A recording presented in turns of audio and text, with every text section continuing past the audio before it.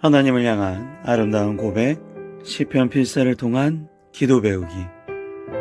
오늘은 시편 23편, 여호와는 나의 목자가 되겠습니다. 시편 23편은 찬양시에 속하고요. 시편에서도 많이 애용되는 것 뿐만 아니라 성경 전체에서도 가장 많이 읽혀지는 부분입니다. 외우시는 분들도 굉장히 많고요.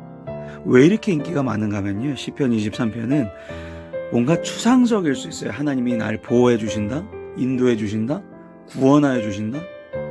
근데 이런 것들이 너무나 구체적이고요, 실제적으로 딱 압축해서 잘 표현하고 있습니다. 비유적으로 너무나 멋지게 균형을 맞춰서 표현하고 있기 때문에 그렇습니다. 다윗의 이제 하나님을 목자로 모시게 된 다음에 보호를 받으면서 평안을 누리게 되었던 그런 신앙적인 경험을 바탕으로 지은 시가 되겠습니다. 그래서 아마 사울의 그런 추적 사건도 지나고 압살롬의 반역 사건도 좀 더 지나고 이제 어느 정도 나라가 안정권에 들어설 때 이제 이방 사람들까지 자기를 이제 섬기고 내가 그들에게 복음을 전할 수 있을 때, 그러니까 뭔가 좀 안정에 취해졌을 때, 돌이켜보니 내가 이렇게 힘든 순간에 이렇게 해주셨지 라는 그런 감정을 가지고 아마 쓰지 않았을까, 그렇게 시기적으로 추측이 됩니다.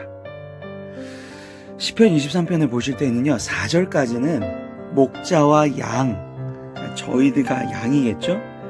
하나님께서 목자가 되시고 성도가 얻는 복과 승리가 4절까지 나오고요, 5절 한 절은 뭔가 축제의 의미지, 이런 이제 원수 막 이렇게 나오는데도 불구하고 막 축제를 벌인단 말이죠.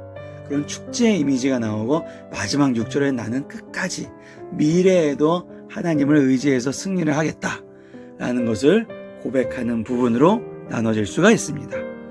그러면 너무나 좋아하시는 시편 23편 시작하시도록 하겠습니다. 여호와는 나의 목자시니 내게 부족함이 없으리로다. 여호와는 나의 목자시니. 벌써 이렇게 한 소절 나왔은 순간에 유목민으로 오랜 기간 살았던 이스라엘 사람들은 벌써 큰 공감, 막 자기의 지난 날이 회상이 될 거예요. 여호와는 나의 목자, 여호와가 썼습니다. 자, 백성을 선택하시고 그 선택한 백성과의 언약을 맺고 그 언약을 맺기 위해 지키시는 분, 그 여호와 신명이죠. 그 여호와가 나의 목자. 목자라는 것은 이렇게 양을 양육하는 사람입니다. 이렇게 먹을 물로 이렇게 인도도 해주고, 이리가 오거나 늑대가 오면 막아도 주고, 그러니까 우리를 양육시켜주는 사람이죠. 나를 하나님의 백성으로 칭하여 주시고 그것을 지키겠다고 나를 양육시켜 주시는 분, 여호와는 나의 목자. 가장 중요한 신앙 고백이 되겠습니다. 그러니까 우리가 이 양육을 당하기 때문에 하나님께서 창조하여 주신 것들을 우리가 좀 많이 누리고 사는 것이죠. 생각해 보시죠. 우리가 수많은 갖가지 동물들을 우리가 먹지 않습니까? 식물들을 우리가 먹어요. 자연을 우리가 누립니다. 온갖 것들의 혜택을 우리가 받아가면서 살아가고 있죠. 그러니까 우리가 뭔가를 재배하고 우리가 키운 게 아니지 않습니까? 우리가 물론 딸기를 심었다고 해서 우리가 키운 게 아니잖아요. 하나님이 키우셨어요. 우리가 어떤 열매를 맺게 돼서 그 나무가 우리가 키운 게 아니에요. 하나님이 키우셨죠. 그러니까 모든 것들을 하나님이 키우셨는데 그 키우신 걸 다 누구를 위해서? 우리를 위해서. 왜요? 우리를 양육하시는. 그러니까 우리가 얼마나 특별한 존재인지, 사람이란 분이 얼마나 특별한 존재로 우리가 살아가는지 다시 한번 믿으시기를 바랍니다. 자, 요거를 잘 기억하고 계신 상태에서 계속 보시겠습니다. 그래서 내게 부족함이 없으리로다 라는 고백이 나오는 거죠. 이 시편 23편은 성경에 전체적인 나와 있는 하나님이, 창조주가 우리 사람에게 하고 싶으신 말을 딱 요약을 해놓습니다.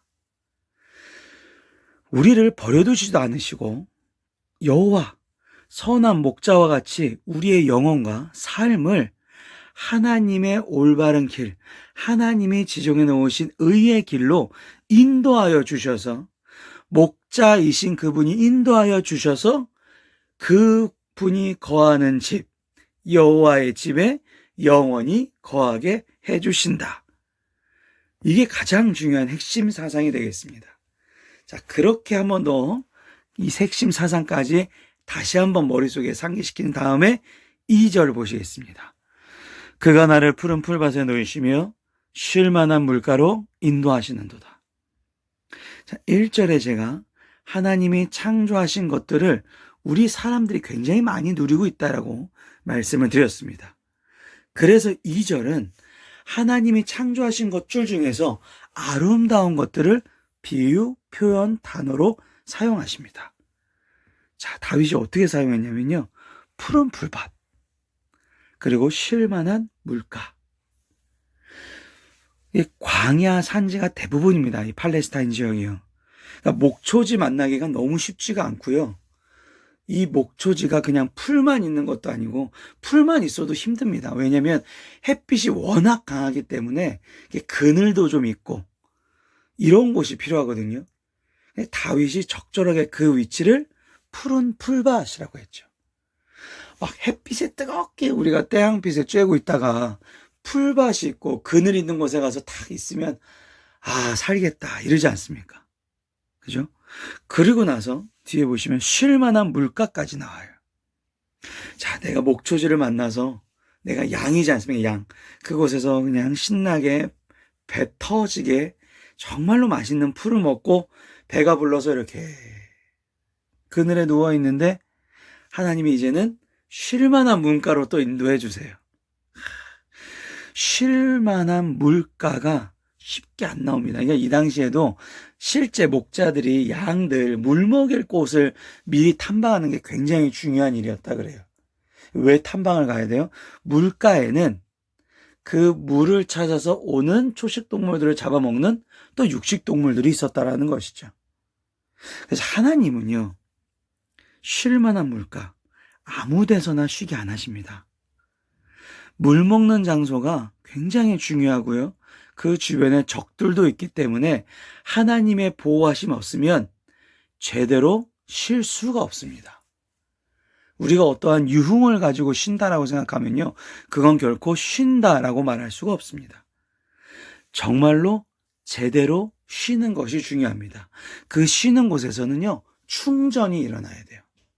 내가 어떠한 비고빈 어떠한 부분이 충족할 수 있는 부분이 일어나야지만 진정한 쉼이라고 우리가 말할 수가 있다는 것이죠.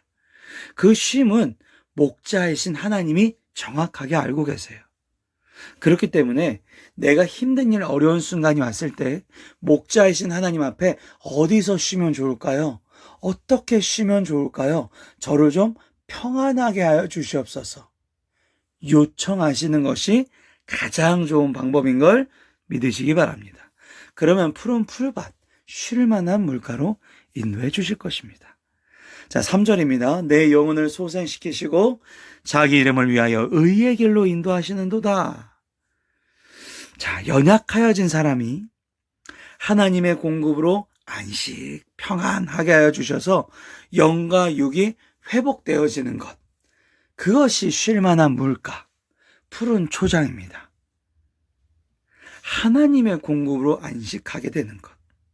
그래서 내 영과 육이 회복되는 것. 그래서 그 표현을 내 영혼을 소생시키시고. 자, 그 다음 표현 한번 보시죠. 자기 이름을 위하여 의의 길로 인도하시는도다. 자기 이름을 위하여가 무슨 얘기일까요? 23편 1절 되게 중요하다고 말씀드렸습니다. 여호와는 나의 목자시니. 시편 23편은요, 목자 아니겠습니까? 여호와라는 신명과 뗄래야 뗄 수가 없습니다. 하나님의 약속을 지키기 위해서 의의 길로 인도해 주신다. 여호와, 우리를 선택하여 주시고 하나님과의 약속을 지켜주시는 분. 그 분이 있기 때문에 우리가 부족함이 없습니다. 왜요? 의의 길로 인도해 주셨기 때문에 그렇습니다. 그리고 그 의의 길에서 나는 부족함이 없다라는 것이죠. 하나님 없으면요, 죄의 길에서 그래서 벗어날 수가 없습니다.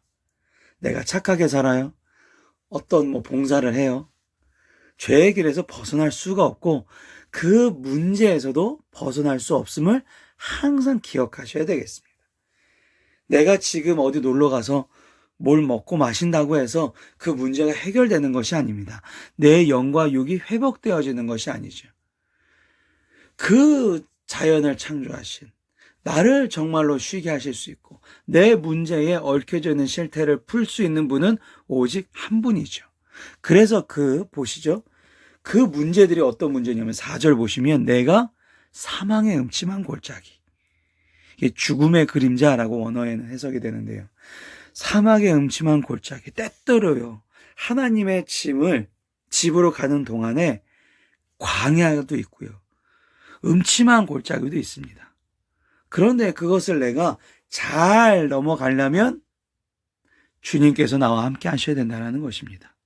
이걸 4글자로요, 임마누엘이 되겠습니다.